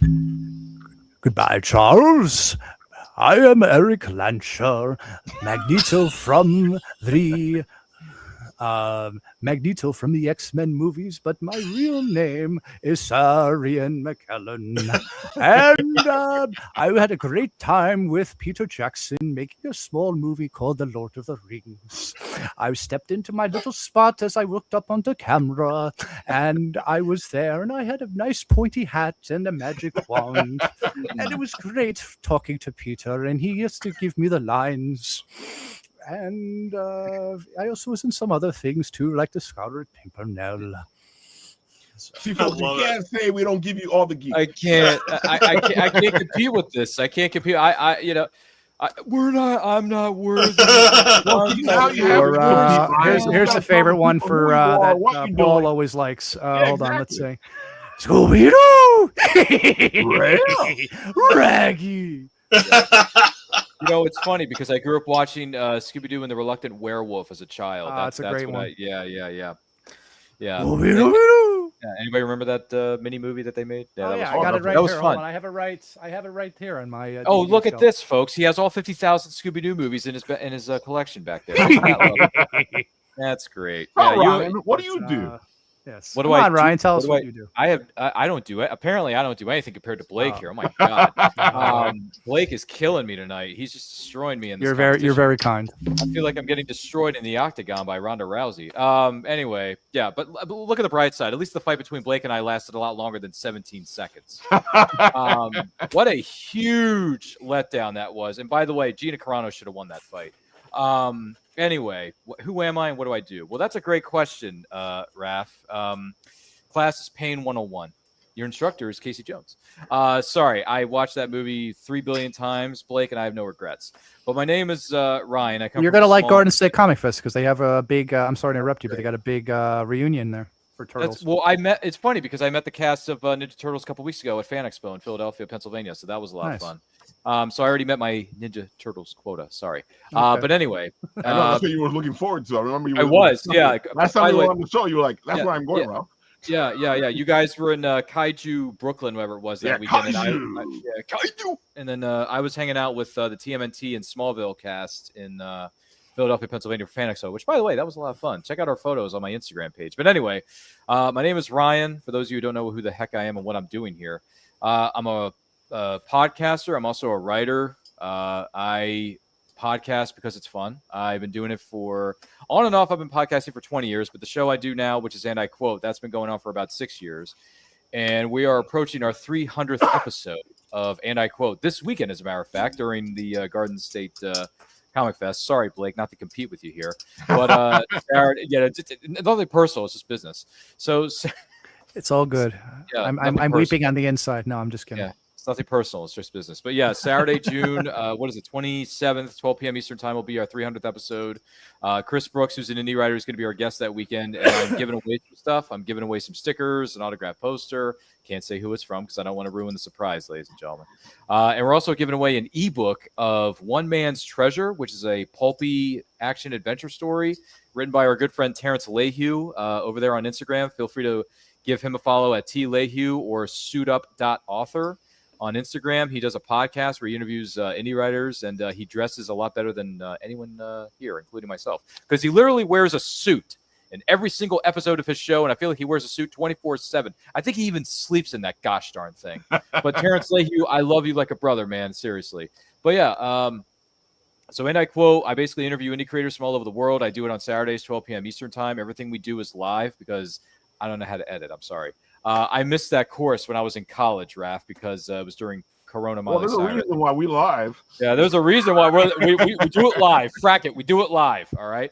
So everything we do is live because I like interacting with the audience. I like taking questions from the audience, which, by the way, if anyone's interested, feel free to subscribe to the channel because I think you may like the way you look after watching and listening to our episodes of And I Quote. I guarantee it. Yeah, so I interview indie creators every Saturday, 12 p.m. Eastern time, whether they're writers, producers, actors, indie creators, all kinds of people. I've interviewed people from the DC universe. I've interviewed people from a little bit of the Star Wars. I interviewed the guy who composed the theme songs to the 90s television series like Digimon, Pokemon, Power Rangers, X-Men. Yeah, that X-Men, the 90s X-Men. Okay, I'm a purist, all right? So Cal Dodd. No, Ron Wasserman composed that one, but yeah, Ron Wasserman's been on our Wolverine, show. I'm saying. Yeah, well, Wolverine's cool. He's very, very good to me. But anyway, so yeah, and also on the And I Quote channel, I talk about all things movies, TV series. I like to talk about comic books because comic books are awesome. So yeah, if you are into movies, TV series, comic books, if you want interviews with different kinds of creators from all walks of life, check out And I Quote channel on Instagram, Facebook, Twitch. What's the other one? TikTok. But YouTube is where we do our primary stuff. That's where I broadcast live and do all my different kinds of things. But yeah, 300th episode is going to drop. We're going to do giveaways. And if we also hit 1,000 followers on my Instagram page, And I Quote channel, by Saturday, I will do another giveaway next weekend. So, and right now, I think we're at 965 followers on Instagram. So if you could help us get to 1,000 there, Raphael and your fellow peeps here at the Written Apple TV, that'd be fantastic because I want to do as many giveaways as humanly possible. Why? Because I'm a nice guy and I want to give back to the community because I like this space. I like entertaining people. I've been entertaining people since I was 6. Blake, I've been doing voiceover. I've been doing impressions since I was 6. I have no regrets. So I've had 30 plus years of practice, brother. All right. I've had almost 40 years of practice for this thing. So Ryan, if I unfollow you and follow you again, does that count as twice? No, it doesn't. But hey, look at the bright side. We're at 1, 2, 4, and 5. Anyway, no. So we're at 966 right now. That's a solid number, but I want us to get to 1,000 by Saturday, so I can do another giveaway next week. I want to surprise people. I want to give back because I like doing that. And it's fun. It's fun. There's 967. Thank you to everybody who's followed us from the beginning, or you're just following us now. Thank you so much. But yes. So I'm a podcaster. I'm a writer. I got a short story that was published last year in Western Tales Volume 1, which is published by Veritas Entertainment. There's a link to that in my link tree, as you see in the Instagram profile there. It's there. It's available in ebook, paperback, hardcover. It's an anthology, so it's 16 different writers, 15 different stories. And I submitted one for Western Tales Volume 2. Hopefully it gets accepted. I don't know yet. So cross your fingers, cross your toes, sing your Hail Marys. Let's see, what else? Sending positive vibes. Thank you. Please do, because Western Tales Volume 1 was a lot of fun last year. I would like to be a part of Western Tales Volume 2 later this year if it's a possibility. So please, thank you. I appreciate all the support, every single one of you. So yeah, I only started writing within the last year and a half. I mean, I toyed with it during the lockdown, and it was a lot of fun. And then I just kind of put it away, and then I joined a Discord for the men's adventure fiction genre. It's called the Men's Adventure Fiction Discord, but both men and women are a part of it. Yes, it's true. And when I joined that Discord, it got my creative wheels turning again. So I just started sitting down and writing down all these ideas I have for short stories because I enjoy writing short stories because it's not as much pressure. And I'm not quite ready yet to write a full-length novella. I haven't, I don't feel comfortable to that point yet. But maybe one day, if it's the will of the force, maybe I will write a 10, 15,000 word, 15K novella. And then maybe I can get that out into the world. Who knows? But yeah, so that's basically who I am in a bit of a nutshell. I'm a podcaster, I'm a writer, I'm an entertainer because I feel like I was put on this earth to do different types of things. But one of the things I feel like I was put on this earth to do, ladies and gentlemen of the jury, is to entertain as many people as possible. Because if I can entertain 1 out of 1,000,000 people, I would have done my part and would have added something positive to society. Because let's face facts, we live in a very dark, twisted, messed up world. So if I could bring a smile to people's faces, if I can make them cheer, holler, laugh, whatever, that's cool. and I enjoy that. I think that's what all of us are doing, and putting smiles on people's faces and trying to provide content for people to enjoy. And I know that's how I am, and I think that's everybody here wants to bring smiles and bring tell good stories and stuff like that. We need to reward podcasters who are not getting, spreading misinformation for clicks, but are trying to bring people together. I agree. Exactly right. Yeah. Look, I'll be the first to admit it. What is it, Drew? I have hot takes. Okay, I have hot takes. I have opinions that don't go over very well with the comment section below. But let me tell you something. It's an opinion, not a fact. I'm not saying that one movie's. I'm only saying when I say that one movie is better than the other, it's only because of my experience watching whatever films that we're discussing. That's all I'm saying. And if I tell somebody that I haven't seen a movie, it's because I literally have not seen that movie. So I try to be as honest and open as possible with my opinions of movies, because I've been a movie buff since I was 4. Because one of the first movies I ever saw was Turtles 2: Secret of the Ooze. Okay, that's how old I am. Paul's younger than me, so I'll let it slide. But I'm very, very old. And I've seen a lot of shiznit. I've seen good, I've seen bad, and I've seen very, very ugly stuff in my career. But what was the best time to have done thing was yet to the next bit. Okay. What was it? Ninja Turtles. Speaking Ninja Turtles. 10 flips now. And remember. Exactly. Go Ninja. Go Ninja. Go. Exactly. I made another funny. Exactly. Yeah. And by the way, I've met Kevin Clash. He's a great guy. I love that dude. Yeah. Kevin's going to be at Garden State. Nice to meet him. Thanks for ruining that for me, because no, I'm just kidding. I've met him already. Listen. Let me put it to you this way. That wasn't meant to do that. No, it's okay. It's okay. And another thing I do want to say is one of the things I enjoy about podcasting and writing and all this other stuff is I enjoy networking with other people, and I enjoy going to Comic Cons. I've been going to Comic Cons for 15 years now, and I freaking love it. All right. One of the first shows I ever did was Lexington Comic Con in Lexington, Kentucky. I met so many of my 90s childhood heroes at that convention because the organizers knew what they were doing. And they pulled in all these different actors from the 90s, including the greatest 90s show of all time, Power Rangers, because I'm a 90s kid, sue me.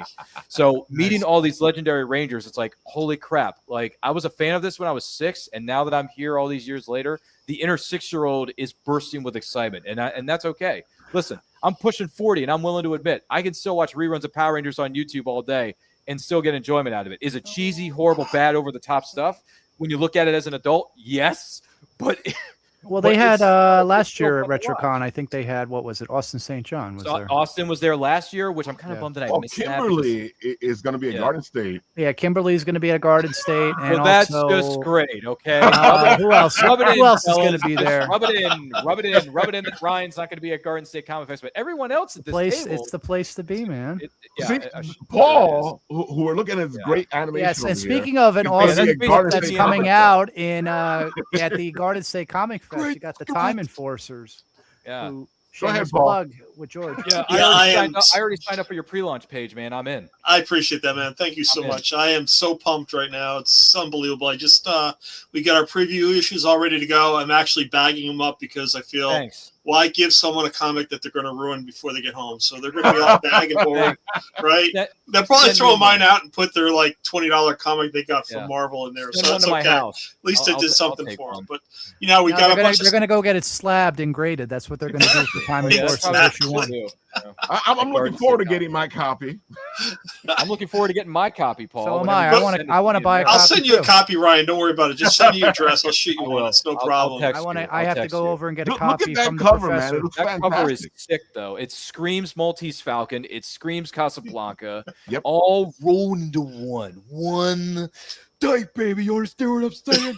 Yeah, I'm talking about intensity, and I love it so much.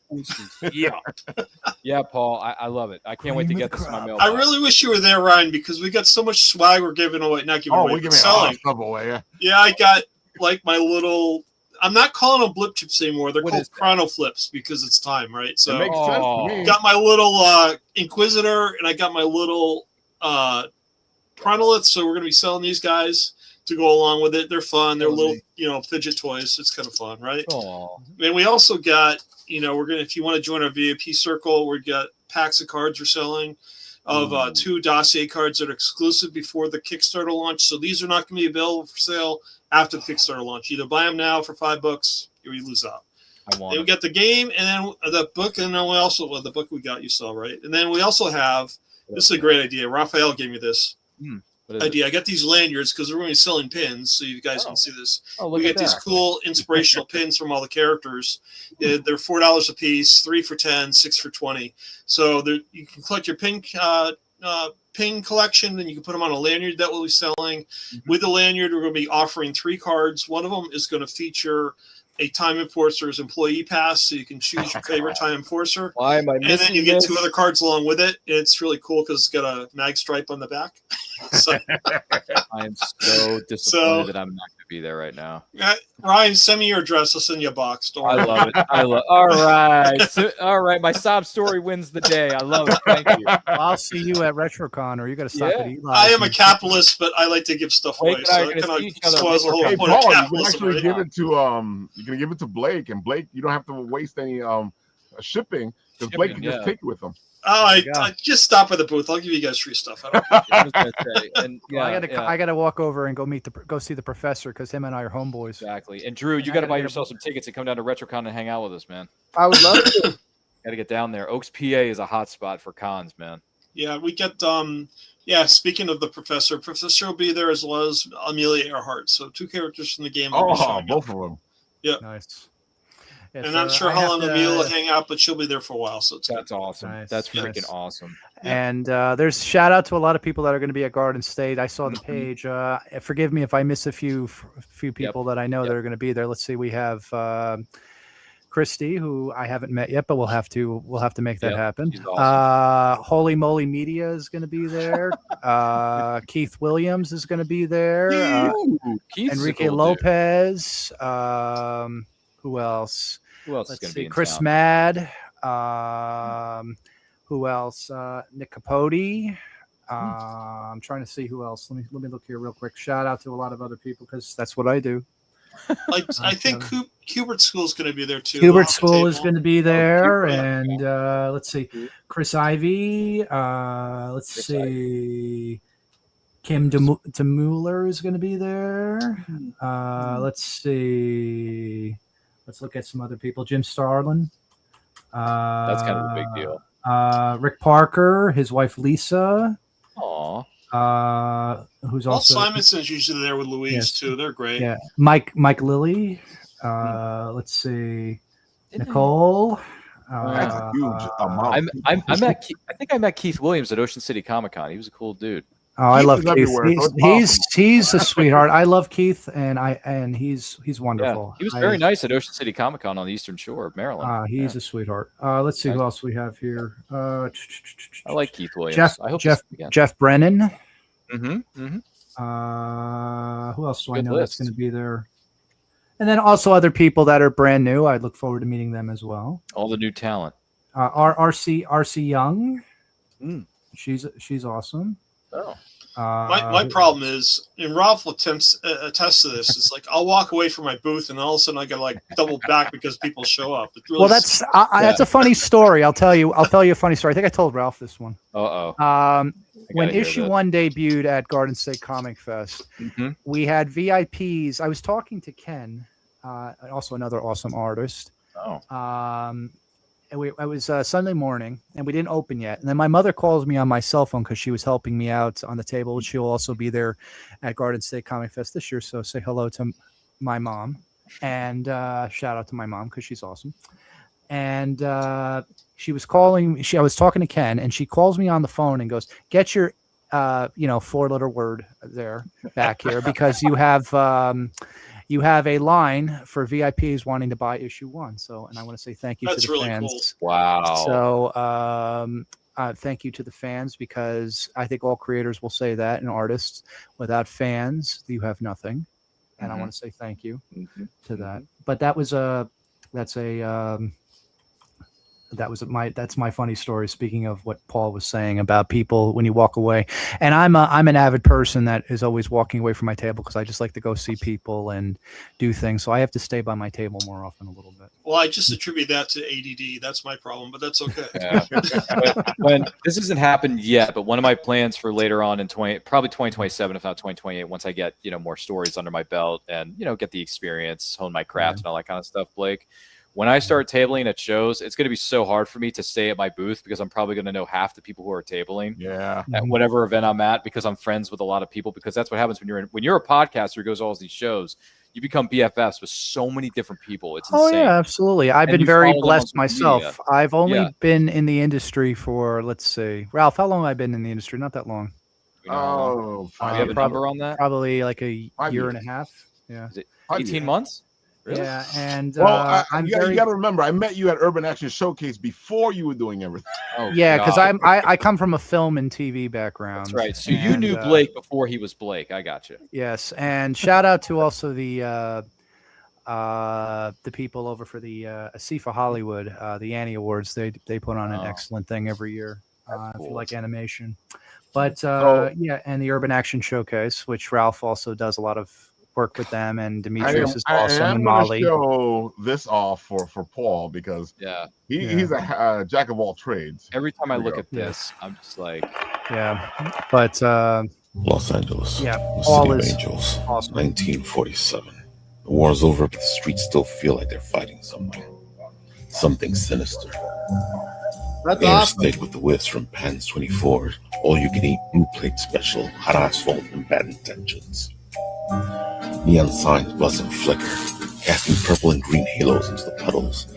Ripples that shift the wrong way, like the streets casting reflections of someone or something that should not belong here.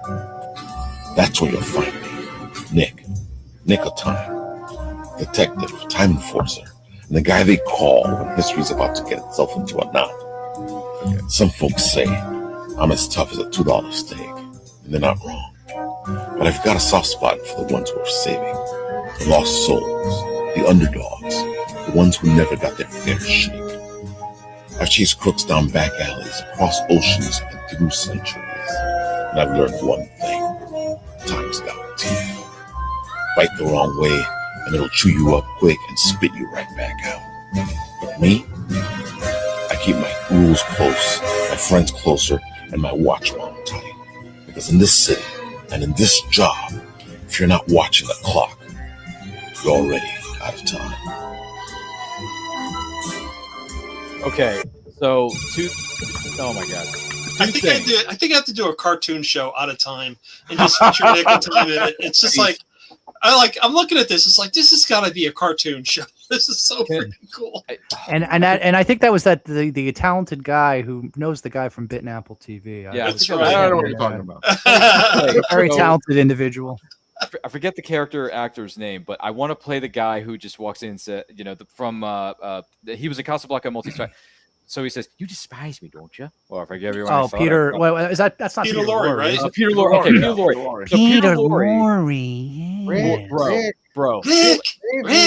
Rick, you must help me. Anyway, so help two me. things. You despise me, don't you? Yeah. Well, if I gave you any thought, I probably would. See, this is the thing, right? This is the thing, Paul. Please let me channel my inner bogey. Please let me channel my inner bogey, because I am a man who didn't come to this until much later in his life, but I love Casablanca and I love Maltese Falcon, because not only because Bogey's in them, but because they're just great movies, period. And the character actors are just stacked. They are stacked. Oh, they're incredible actors. Yep. I love character actors. Anytime you want to throw me into the mix of that, like, just give me a hot, because honestly, the problems of the world are not in my department. I stick my neck out for nobody. So, Paul, please, for the love of Pete, channel little Bane there. No. I can channel Bogey. I'm doing pretty good at it here. I'm sure there's a lot. There's still a lot happening here, Ryan. So don't worry, man. You're going to be tapped. I promise you, no problem. Yeah, Paul's busy. He has a lot of projects. If you need a Peter Lorre or a Sidney Greenstreet, just give me a holler, because Blake and I will be there in a heartbeat. Well, I have my reel on BlakeZawadzki.com, even though I'm more of a production guy now. But I still can do voice acting. I would love to. Dude, I can tell that you still got it in your veins, man. Thank you. I was fortunate enough. I studied with a lovely, awesome person. I studied with an actress named Stevie Valance. Shout out to Stevie. If you're not familiar with Stevie Valance, she was most known for Disney's Madeline. She was the nun and the dog in the show. Yeah, that's cool. That's really awesome. That was my teacher back in the dinosaur period. Dinosaur period. Yes, when I was doing some voice work. But she's an awesome person, and shout out to Stevie. Great. That's great, Blake. Clever girl. That's just clever girl. Oh, I got here. Speaking of Batman and Bane, here you go. Hold on. Oh, jeez. I was there, Dark Knight. Welcome. They should have cast your voice in that role because I could Honestly. understand what you said. Yeah. I'm I'm one of the few people, and you know, the sad thing about reality. You were there, and I'm happy to be in the debated Apple TV. No one knew who I was till I put on the mask. Anyway, Drew, the sad Were they thing not of able to reality, tell Christopher Nolan no one could understand what he was saying and he needed to go back and fix it? Were they too scared to tell Chris? I think it was, Yeah, they got to dub it in. Yeah, they had to dub it. But Drew, I'll be honest with you, I'm one of the few people in this world who's willing to admit I really genuinely enjoy Dark Knight Rises, probably more than most, and that's okay. Because, like I said, I got hot takes on my channel, man. You watch any of the, and I'll tell you this, I didn't get a chance to plug this earlier, but I'll say it now. If you check out any of our movie watch-alongs, which we do every Friday night at 7 p.m. Eastern time, where we're basically celebrating a movie that turns a certain age, that particular time of the year or that particular month that we're celebrating, we go on so many different tangents, and I kid you not, when we do some of these rankings, dude, we're like the three of us who do these shows normally. It's so different. It's like, how can you put this above that or this below that? What are you, crazy? Like, it's so much fun. It's so much fun. We are in the midst. That's the whole geek nerd thing. But here's the thing: we have to say what we have to say. In the month of June, Raph, we are celebrating 3 different installments of the Fast and the Furious franchise because we celebrated the original's 25th anniversary 2 weeks ago, and then this past weekend we celebrated 20th anniversary of Tokyo Drift, which, by the way, that is a criminally underrated entry in that franchise. I love the ending.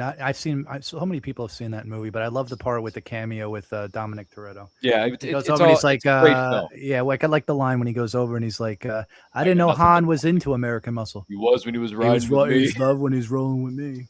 Yeah. And then this weekend, Blake, we're going to be celebrating the 15-year anniversary of Fast 5. That's very cool. And Han's in that one.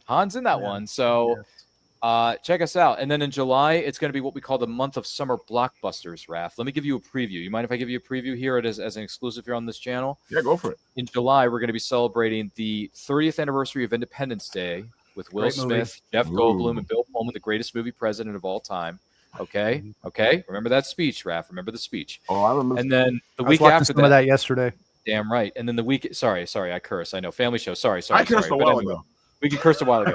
So what'd you say? What you talking about, Willis? Talking about Willis. And then we're also celebrating the 40th anniversary of James Cameron's Aliens. Okay. Nice. Aliens. Game over, man. Game over. And then the week after that, it's 35 years of James Cameron's other sequel. Shout out Terminator to 2. Shout out to Carl too. Ralph, I gotta leave now. Ryan's getting me so damn depressed. These are all movies I saw. I don't mean like when they first opened up. You know what I'm saying? I'm getting really. Oh yeah, you should Ryan. You should follow Carl too. Let's just go back to freaking 1935, Ryan, and say maybe Paul saw this one too. I don't know. Now what I'm saying, you should follow Carl Toop on Instagram. He was the alien warrior in Aliens. Okay, send me his. He's a nice dude. He's a nice Ryan would do great at Urban Action Showcase. I was going to say. I think you should go to Urban Action Showcase. Where is that again? Where is it held? Right in Times Square, the heart of Times Square in New York. New York, it's November 14th. Action. So it's the holiday season. November 14th. I will be there with Eli. Yeah. Oh well, then it'd be a good excuse to see Eli because he's my brother from another mother. So Eli. I'm doing those 2 shows with him. It shows indie movies, indie action movies. It shows indie kung fu movies. It shows old kung fu movies. It shows it's a mixture of a lot of. I don't know if Demetrius made the announcements yet for some guests, so I won't say who he said. But I was talking to him the other day, and I'm very excited, and he's always put on a great show, and he's an awesome gentleman. I think it's what is it? Sorry, Raph. It was Terminator 2 Judgment Day, and then it's I forget the next to last one. It's not coming to me at this time. But then the one we're doing at the end of July is the 30th anniversary of Space Jam. Space Jam. So we give up the 30th of Space Jam. It's all over. I'm sorry, Drew. I saw that movie. Game over, man. Wisconsin in a snowstorm. Did you? You saw it in Wisconsin in a snowstorm? Wow. In Sheboygan, of all places. Sheboygan, damn. You know what? We're big. You can't get more Wisconsin than that. Now, that was the original with Michael Jordan and Bugs Bunny, right? Yeah, exactly. Drew. Okay, that came out like 1990 something, right? I think Drew should be on that show to talk Space Jam. I should share my experience. We went to the movies every night because there was nothing to do. It was freaking cold. I saw Jingle All the Way. That's another one. Which was a great movie. Jingle All the Way down. Well, it definitely tells you about the Sinbad. capitalism It's of society. Awesome. Jingle All the Way is totally underrated. But it's I love that movie. I saw that movie for the first time like 3 years ago. Are you and I'm serious? like, I did, and I loved it. Well, people say Sinbad who? I mean, it's so funny. Watch some old school Sinbad. I grew up watching Sinbad in movies like The House Guest and First Kid. So I love First Kid, dude. We did Comic-Con in 2018 in LA, and we were next to this young comic creator. Yeah. And his partner, and they had a book or whatever, and we were just hitting it off like the whole 3 days, having a good time or whatever. He was much younger than I was. He was Sinbad's son.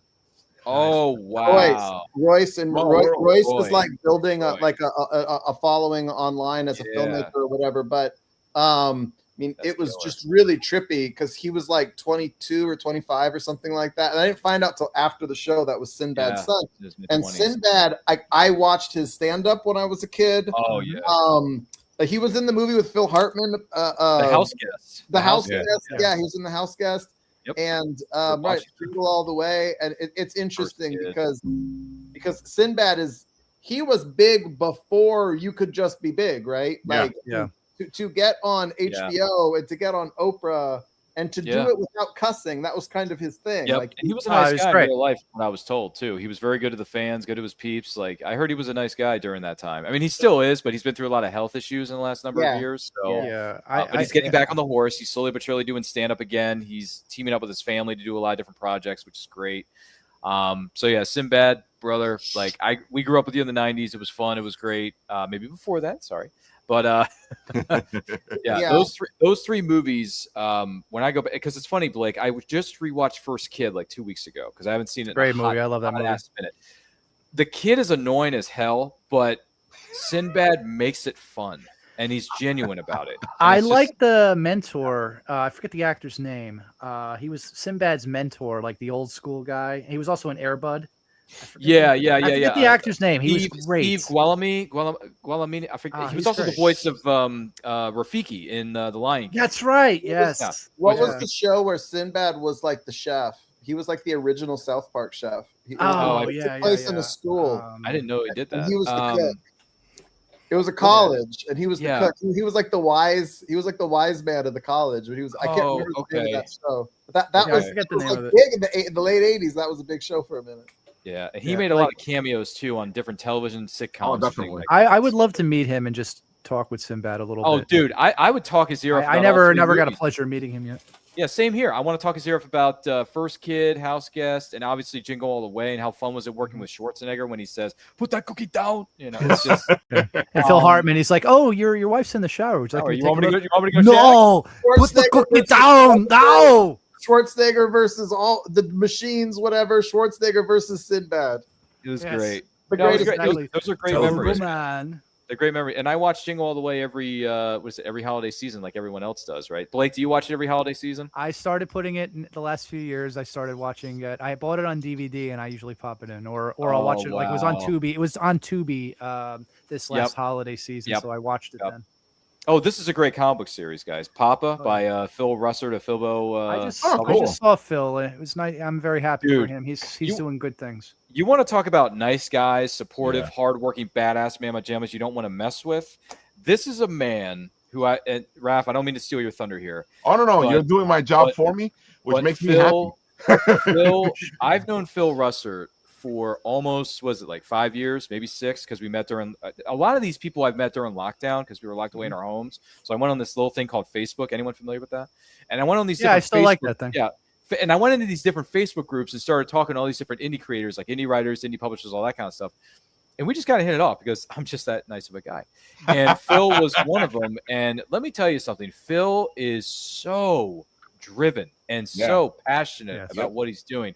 And not only that, he is a huge, and I dare say, probably the biggest proponent of indie creators having control of their properties, distributing them how they want to distribute them, getting them out to as many of the masses as humanly possible. But he's also willing to go to bat for you when the chips are down. Because Phil, I've been on his show a couple of times over the years, not a whole lot, but I've been there a few, because, you know, when you make an appearance, it's a big deal. So when I'm on his show, the ratings skyrocket. I'm just saying, Phil, I'm just saying, you got to invite me back, brother. You got to invite me back. You know what I'm capable Shout out to Phil. He's great. He was just at the Long Island collectible show over there. Oh, definitely. That was a good That's show. why I wanted to show this well. off, because Phil is still, 5 days left on this. And he's finally funded, and he's over a little bit, but very happy. This is a fantastic very happy. book. You guys need to check this out. Very happy that he funded, because I was one of the first backers of book 1. I was also one of his first backers for book 2. Yeah, if you want to talk about, if there's a picture of the word, if the word hardworking is in a dictionary, Phil Russert's picture is going to be right next to it, because he is the very definition of hardworking, never quit, never stop. I didn't hear no bell. And honestly, even though he doesn't live in Philadelphia, Pennsylvania, to me, he's got the heart of the Italian stallion known as Rocky freaking Balboa.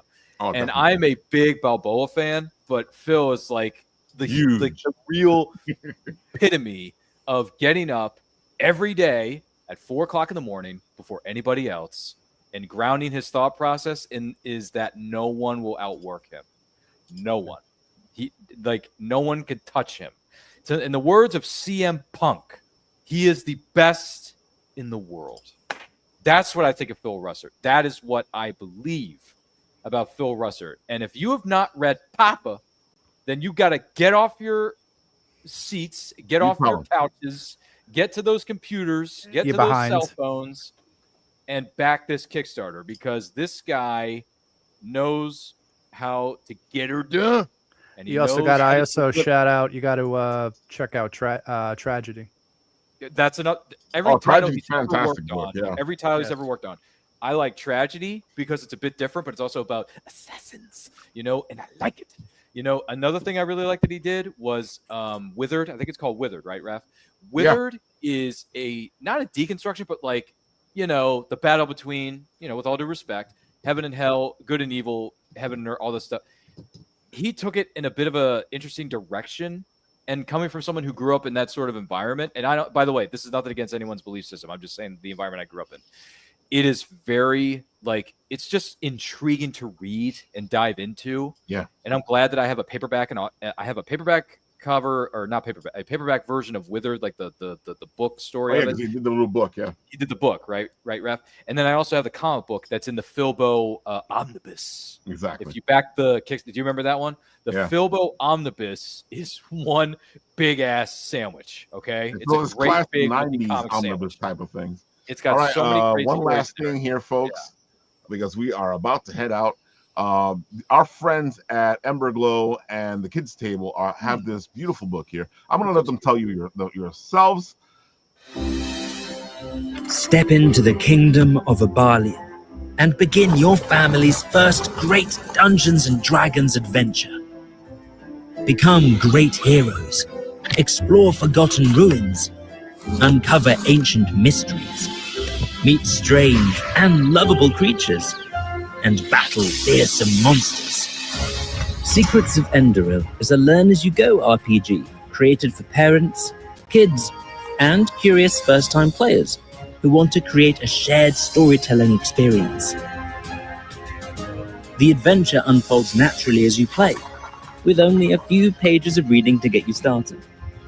Even new players and game masters can easily focus on roleplay, curiosity, and exploration, instead of getting lost in endless rules.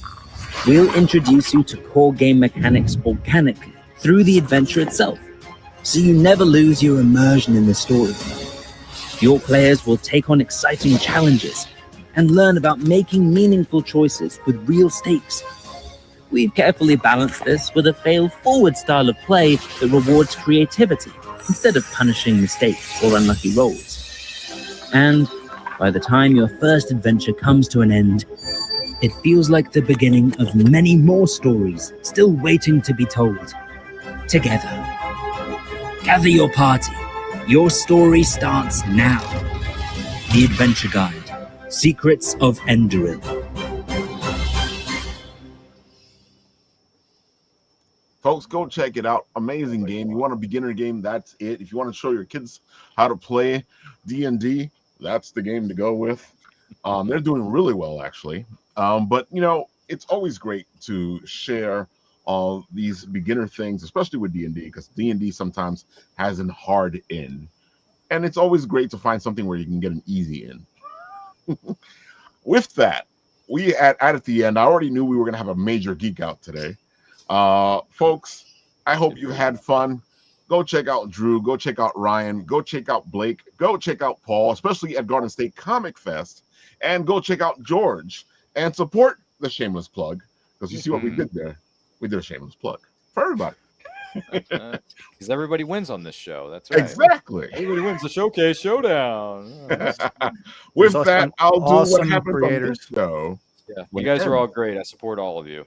Yes. Same. Back at you. I do the same. I always like to support and man. show, and happy to show support. Let's do some more giveaways on Anti Quote. We want to give away some swag to some good people out there. There's a lot of them. I love giving away stuff. And folks, here's this.